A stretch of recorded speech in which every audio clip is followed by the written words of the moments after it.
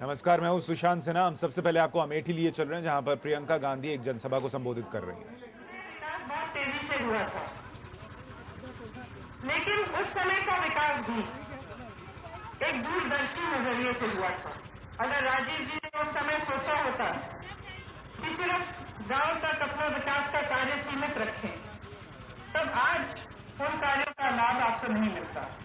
जब मैं छोटी थी, यहाँ आती थी, तो मुझे सफेद जमीन बहुत दिखती थी। मैं पिताजी से पूछा करती थी, ये सफेद जमीन क्या है, मुझे समझ में नहीं आता था। उन्होंने मुझे समझाया कि ऊसर जमीन थी।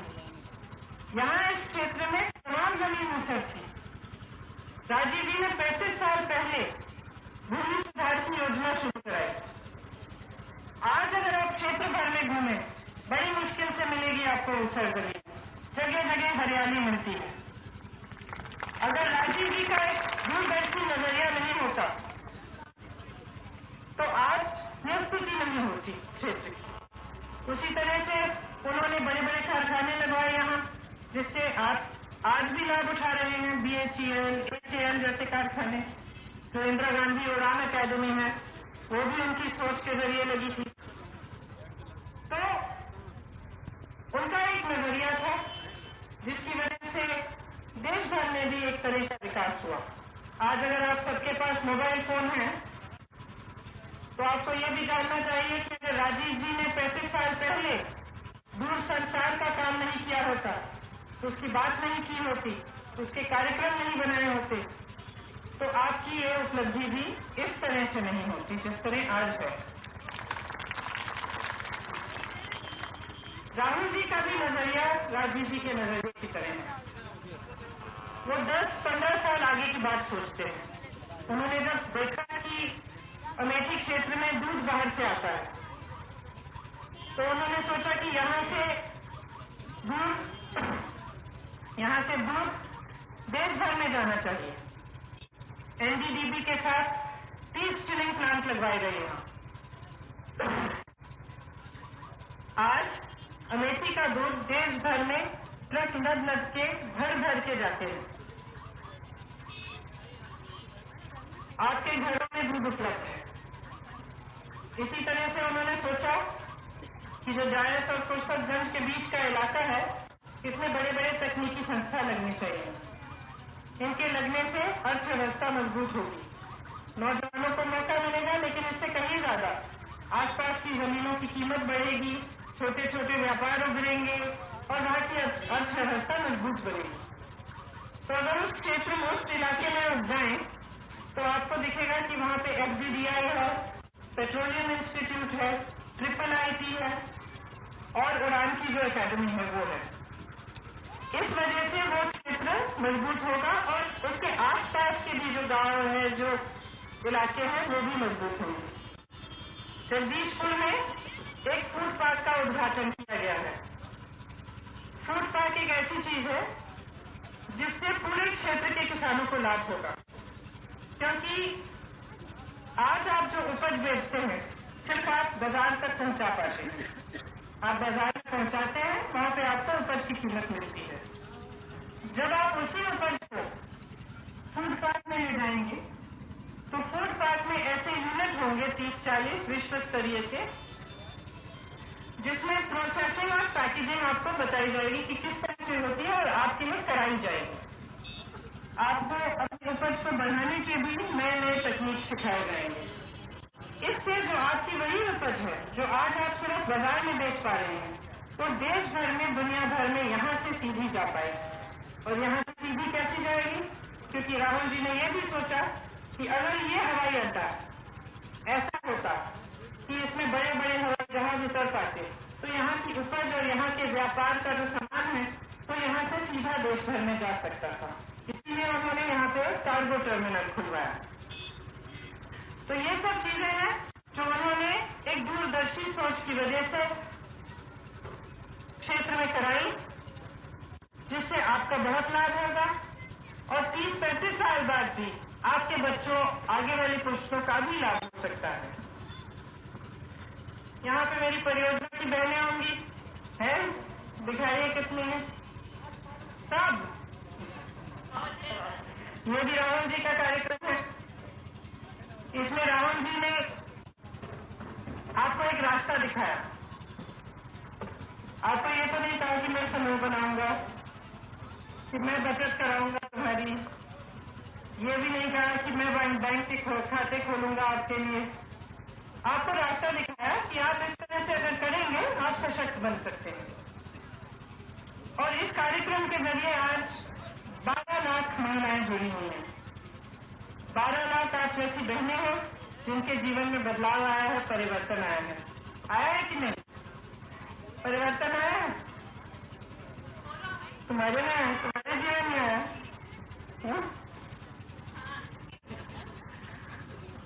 इसके अलावा हर ब्लॉक में एक कस्तूरबा गांधी विद्यालय भी खोला गया है। क्षेत्र में एक केंद्रीय विद्यालय भी खोला और एक नवोदय विद्यालय भी खोला। बैंक 195 बैंक खुले हैं, जिसमें से 66 बैंक पिछले 1.5 साल में खुले। राहुल जी ने यह भी सोचा कि क्षेत्र को देश से जोड़ा कैसे जाए, ताकि यहाँ से यातायात सरलता से हो और आपका जो उपज है, व्यापार है, वो बढ़े और उसको देश भर में पहुंचने में आसानी हो। तो उन्होंने एक नेशनल हाईवे का जाल बिछाया है इस क्षेत्र में। आपके क्षेत्र में 7 नेशनल हाईवे हैं। ऐसा शायद कोई क्षेत्र नहीं होता देश में जिसमें इतने सारे हाईवे जिससे गुजरते हैं। जहां तक ट्रेनों की सुविधा है वो बहुत ज्यादा मजबूत हुई है। यहाँ intercity, demo, memo, express train सब आपके क्षेत्र से गुजर रहे हैं। 20 नई ट्रेनें शुरू हुई है और 14 नए स्टॉप। और उसके साथ साथ जायस और अमेठी के स्टेशन को भी उन्होंने अपग्रेड कराया है। तो ये सब काम राहुल जी ने कराए हैं। अब आपको ये सोचना होगा और समझना होगा कि किस नियत से कराए हैं। और जो अलग अलग पार्टी के लोग आपके सामने आते हैं प्रचार करने के लिए, जो उनकी आलोचना करने के लिए आते हैं, तो आपको उनकी नियत भी समझनी पड़ेगी। मैं जानती हूँ कि आप बहुत समझदार हैं, आप में बहुत विवेक है। मुझसे अच्छी तरह से आप जानते हैं कि कौन सच्चे दिल से आपके लिए काम करना चाहता है, कौन ईमानदारी से करता है और कौन यहाँ पे कुछ दूसरी मंशा लेके आया है। आपको मालूम है अच्छी तरह से कि राजीव जी के साथ आपका क्या रिश्ता था। एक पारिवारिक रिश्ता था। वो आपको परिवार के सदस्य समान समझते थे। राहुल जी उनके बेटे हैं। उन्होंने अपने पिता को दिन रात काम करते हुए देखा। 21 साल की उम्र में उन्होंने ये भी देखा कि अपने पिता ने अपना जीवन बलिदान किया देश के लिए। सिर्फ देश के लिए नहीं, लेकिन यहाँ की जनता के लिए। क्योंकि सबसे ज्यादा कोशिश, सबसे ज्यादा परिश्रम वे आपके लिए ही करते थे। तो जब एक इंसान ने ऐसी चीज देखी है कि उसके परिवार का सदस्य दिन रात एक कर रहा है, काम कर रहा है किसी असूल के लिए, किसी विचारधारा के लिए, सेवा के लिए, और फिर वो देश के लिए शहीद हो जाए, तो उस इंसान के दिल में जो भावना होती है उसे वो कभी नकार नहीं सकता, उसके साथ गद्दारी नहीं कर सकता। जो प्रेम आपके बीच में और मेरे परिवार के सदस्यों के बीच में है, शायद बाहर के लोग समझ न पाए। आप समझते हैं, हम समझते हैं कि जब मेरे परिवार का एक सदस्य आपके लिए यहाँ काम करने के लिए आता है तो उसे ये नहीं लगता कि कोई राजनीतिक काम कर रहा है। उसे ये लगता है कि ये राजीव जी की कर्मभूमि थी, एक पवित्र भूमि हो हमारे लिए। हमारा धर्म है कि हम आपके लिए काम करें। राजीव जी से हमने ये सीखा कि जनता से बड़ा कोई नहीं है इस देश में। हमने ये सीखा कि हम किसी पे एहसान नहीं करते उनके लिए काम करके। जनता का बहुत बड़ा एहसान है हम पे। अगर आज हम इस मंच पे खड़े हैं, आपकी शक्ति को लेकर खड़े हैं, आपने समर्थन दिया है, आपने प्रेम दिया है। नहीं तो मेरी कोई हैसियत नहीं है कि मैं यहाँ खड़े होकर आपको भाषण दूँ। और एक बार फिर से आपको अमेठी लिए चल रहे हैं जहां प्रियंका गांधी ने कमान संभाल रखी है राहुल गांधी के लिए प्रचार करने की। राहुल गांधी हालांकि हिमाचल प्रदेश में पार्टी के लिए वोट मांग रहे हैं, लेकिन प्रियंका गांधी अमेठी में लगातार बनी हुई हैं जहां से राहुल गांधी चुनावी मैदान में हैं। 7 तारीख को यहां पर वोट पड़ने हैं और प्रियंका लगातार लोगों के बीच जा रही हैं, उनसे बात कर रही हैं, जनसभाएं कर रही हैं, रोड शो कर रही हैं। राहुल गांधी ने किस तरीके से काम किया, कैसे अमेठी को नेशनल हाईवे से जोड़ दिया, कैसे वहां पर विकास के काम किए, बिजली पहुंचाने की कोशिश की लेकिन राज्य सरकार की वजह से वो पहुंच नहीं पाई, महिलाओं को कैसे बचत योजना से जोड़ा, ये तमाम बातें वो लगातार कहती रही हैं।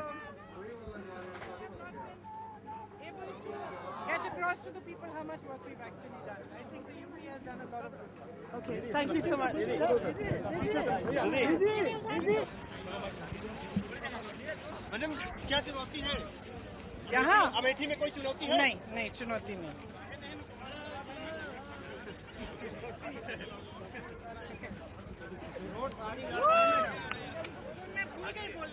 विधायक जी हमारे यहाँ कुछ कर नहीं रहे हैं, डिलीवरी बहुत अच्छा राशन डिलीवरी हो जाएगी, हो नहीं रहा है यहाँ पे। गाँव जाने बहुत परेशानी होती है। के बारे में और बिजली के बारे में जी हमें भी समस्या है। हम लोग सबसे ज्यादा बहुत खराब है। क्योंकि जो मरम्मत का काम है वो प्रदेश सरकार का काम है और केंद्र सरकार की तरफ से जब सड़क बनती है तो मरम्मत के लिए पैसे विधायक भागीदारी आप ऐसे करो जो आपकी कौन सी सड़क है यहाँ? यहाँ ग्राम धोड़न सड़क इतनी खराब है। अगर गंगा जरा ले लीजिए, गंगा कैसे शंकरगंज जी विधायक जी ने काम बनवा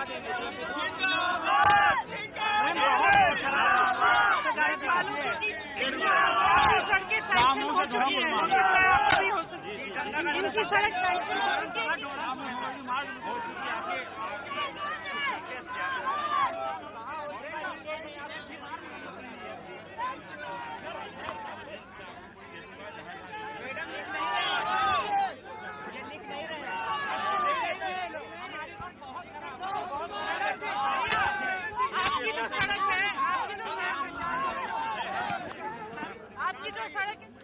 प्रियंका गांधी अमेठी में राहुल गांधी के लिए कोई चुनौती नहीं देखती। वो अपने अंदाज में लोगों से मिल भी रही हैं, बातें भी कर रही हैं। लोग बताते हैं कि हमारे यहाँ के इलाके की सड़क नहीं बनी तो उनको बताती हैं कि कैसे राज्य सरकार को ये काम करना था लेकिन उसने नहीं किया है। प्रियंका गांधी लगातार लोगों से जुड़ने की कोशिश कर रही हैं, लेकिन क्या अमेठी के लोग उनसे, उनके परिवार से वो जुड़ाव महसूस कर रहे हैं जो वो सालों से करते आए हैं?